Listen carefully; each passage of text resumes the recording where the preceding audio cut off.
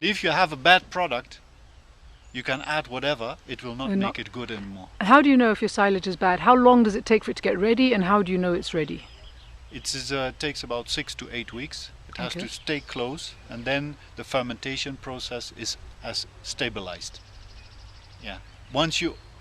As long as it's closed and no holes will come into the polythene, nothing will happen to it. It So will you've stay pushed out all of the air. How did you push out the air in this big mound? by compacting it with a tractor. Okay.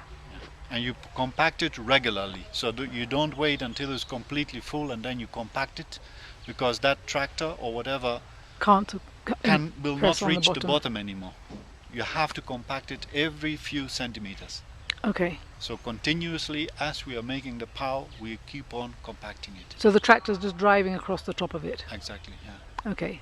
Does it bring mud in there? It does. It depends on the weather. If it's dry weather, you have not. If it's very wet, you'll have mud in there. But that's not ideal. Yeah. We don't want it. Yeah. But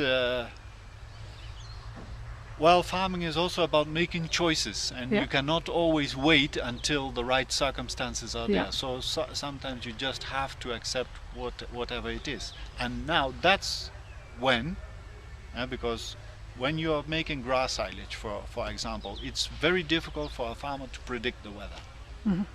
Yeah, and your grass is ready to be harvested, and the weather looks for the next week, it looks rainy, rainy, rainy. You have to make a decision, and the decision is start cutting it. Take whatever it is, add some molasses, and then silage. Why would you add molasses then?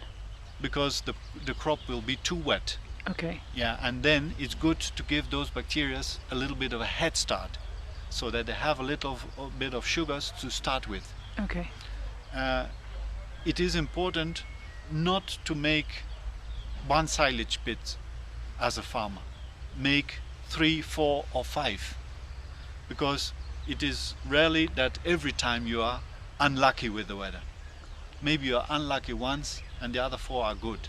You can always use the one that you think is of the poorest quality. You will give it to your dry animals or to the younger animals.